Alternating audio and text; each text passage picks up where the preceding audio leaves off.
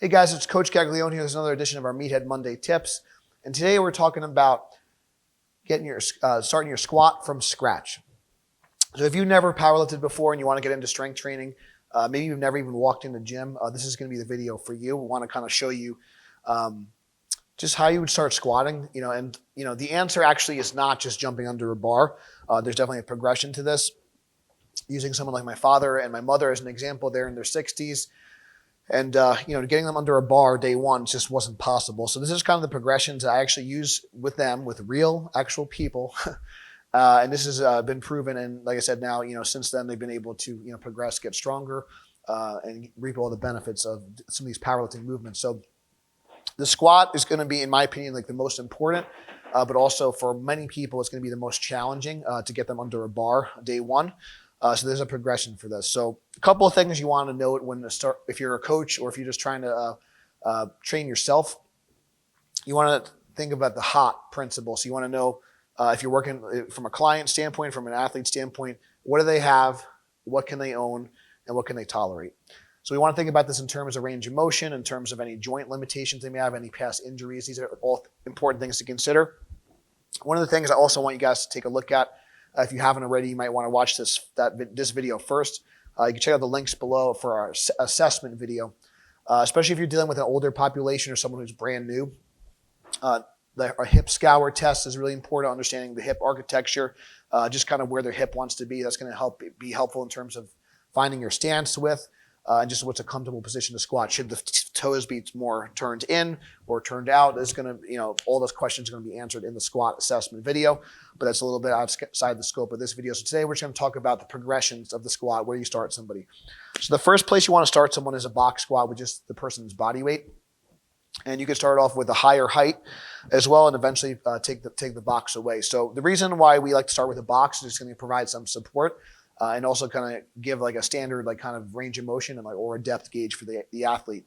You might not want to start someone all the way like below parallel. So you could certainly, these boxes from Elite FTS are very useful because it's 3 different heights. So I can start with a higher height, slightly above parallel here.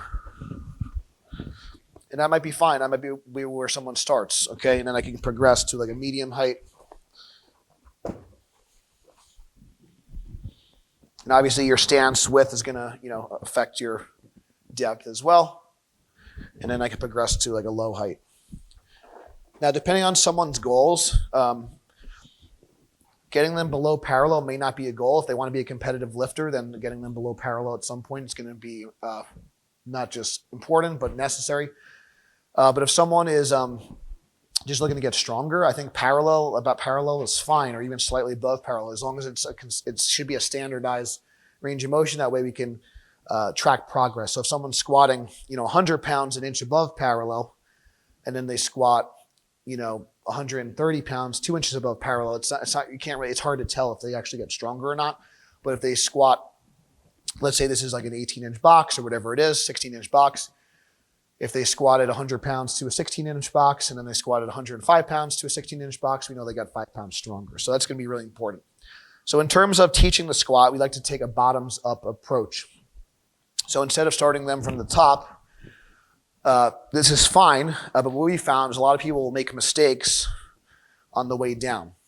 So by starting them from the bottom position, we can adjust the feet. So if their feet are too far out in front, we can pull them back. If they're too narrow, we can widen them out and we can kind of get them to where they need to be.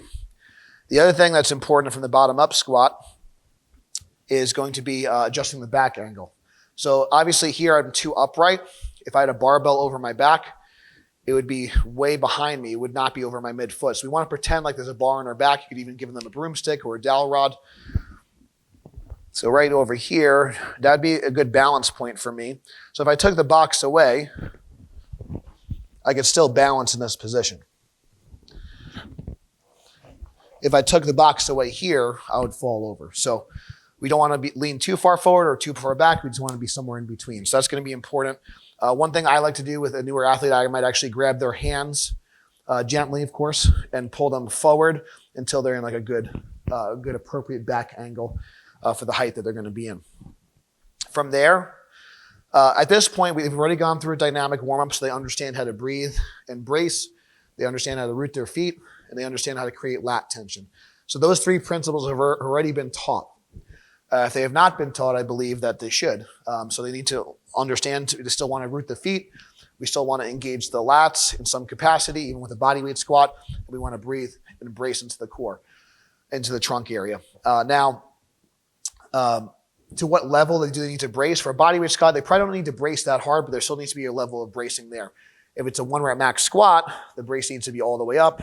If it's a bodyweight squat, just a gentle brace is fine, but they still should be learning that skill even with just their body weight. So from here, once they're in a good starting position, I'm just going to instruct them to squat up.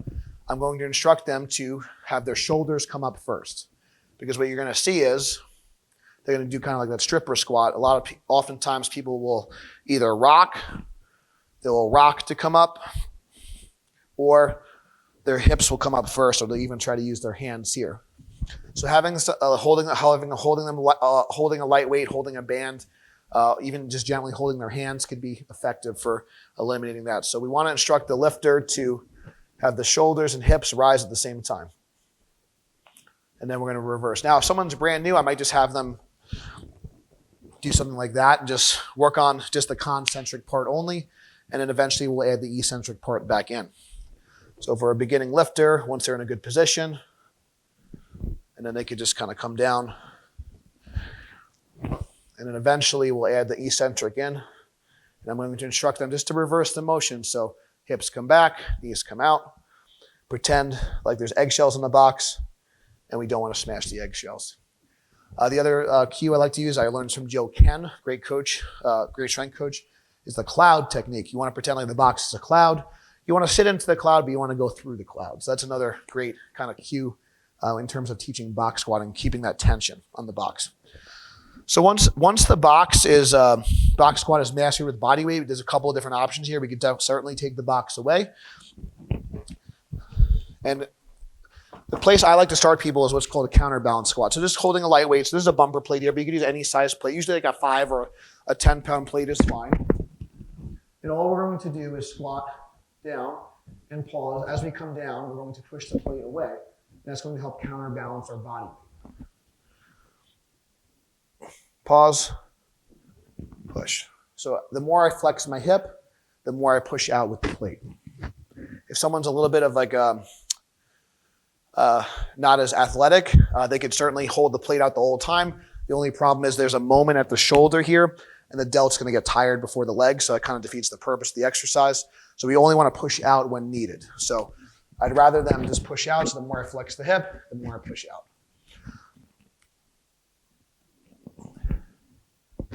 If I want to increase the weight of the plate, I could also just kind of do like a front squat here. But that's just, again, not really the progression. Right now we're just doing a counterbalance squat just to learn how to squat without the box. The reason I like the pause, it slows down the movement and it's going to make sure they're in a good position in the bottom, and I can coach them up in the bottom if they're not in a great position. So bottom up body weight squat, counterbalance squat. The next progression would be kettlebell squat. I'm going to start to load that. If you do have a belt squat machine, that's also an option, but I know more people have kettlebells or dumbbells. Either is fine. We can certainly show a dumbbell as well, but I just have the kettlebells here for today. So dumbbell is really easy. You can kind of just hold the top. For the kettlebell, I'm going to show a technique on how to get in position. And the reason why we like the kettlebell or the dumbbell first before going to the barbell is since it's a front-loaded squat, it's self-limiting in the amount of weight you could do. If you start to kind of fold forward, you're just going to drop the weight. So it's kind of self-correcting in terms of staying more upright. It's going to work the legs a little bit more. So it's going to mimic more of like a high bar squat type position. So I'm going to grab the bell with 2 hands. I'm going to get it to one shoulder and then roll it to the center. And normally I would pull it towards my chest, but I have the mic here, so I'm going to hold it out a little bit. But normally I would pull it towards my chest, engage my lats, root the feet. And same thing, we're going to start with a slow eccentric with a pause. I usually like to try to get my elbows close to my groin and then drive up. If I only have light kettlebells or light dumbbells, you could also go with 2. I like just 1, but if you don't have heavy, you could also go with 2. So you can just do a kettlebell clean to get them in position and come here. So this is a double kettlebell front squat. And again, so if I get in trouble, if I come forward, that's really the worst that happens, is it just dumps forward. So self-correcting, it's very safe when you're kind of working with beginners. So again, bottom body weight squat, counterbalance squat, and I'm going to progress to a kettlebell or a dumbbell goblet squat. Now, if someone is having trouble with the depth deal, I can certainly combine and still use the box.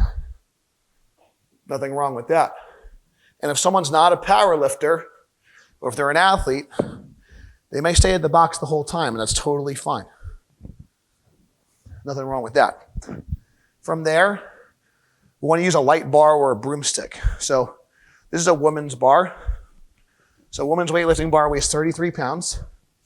So this is a good starting point for someone who's brand new or older. For weightlifting, this is what they'll actually use in competition for the girls. So I would not recommend you do this, but since we don't have a rack here, I'm just going to put the bar on my back. And in general, most of the time, you're going to start off with a higher bar squat, and you can progress to a low bar squat. The only difference here they're going to have to learn is where to put their hands and learn the lat tension. But we're going to start with the woman's bar. And they should be pretty good with getting the squat down. And then eventually, again, I can take the box away and I can go to a lower bar position. And again, I'll start with a pause and then eventually go to a more dynamic style squat. When teaching someone how to grab the bar and where to put their arms on the bar, a good rule of thumb is just have them do a lat pull down with the bar, and that's kind of a good place to start with their grip, and that's going to be kind of a natural position for them. If they can't, if someone's older and they can't get their hands behind them, safety squat bar is fine. They can stay there if they're not a competitive power lifter. Top squat is fine. Those are all fine. Cambered bar is fine. So just to recap, and then when do you know when to progress to the next level? If it looks pretty good and you're happy with the movement and they're getting strong and it's comfortable and they've progressed it, if they're able to do like 3 sets of 10, 5 sets of 5 at a specific weight, add a little bit of weight. Once you get to the kettlebell squats, if you're able to do, a 50-pound kettlebell, chances are you're going to be able to do at least a 35 or a 45-pound barbell because that's going to be harder since it's front loaded. So do a couple of sets of 5, a couple of sets of 8, a couple of sets of 10. All right, you're able to do 10 reps with your body weight. Boom. Can you do 10 reps with the counterbalance squat? Boom. Good. Can you do 10 reps with a 26-pound kettlebell? Great. Can you do 10 reps with a 35-pound kettlebell? Great. Can you do 10 reps with, and so far and so forth. And once you're able to do 10 reps with a 53-pound kettlebell or a 50-pound dumbbell, you are definitely ready for the bar at that point. Now, so if someone is a little bit older, do you have to wait till they're able to do a goblet squat with 50 pounds? Maybe, maybe not, but it's just a general idea. I think Jim Lunder likes his kids to do a 100-pound dumbbell, I think for 20 reps or something with his kids. So this is a really great progression for younger kids, really great for someone who's just starting out or coming back from an injury or someone who's an older person. So that's basically how you start. Someone teach them how to squat from scratch. Great for beginners, great for older people, great for youth athletes. Because again, the powerlifting people philosophy is we believe everyone possesses the ability to get stronger. We believe everyone should strength train for quality of life, health, longevity, and all that good stuff. So, and if someone just wants to get involved with powerlifting, there's nothing wrong with slow cooking them.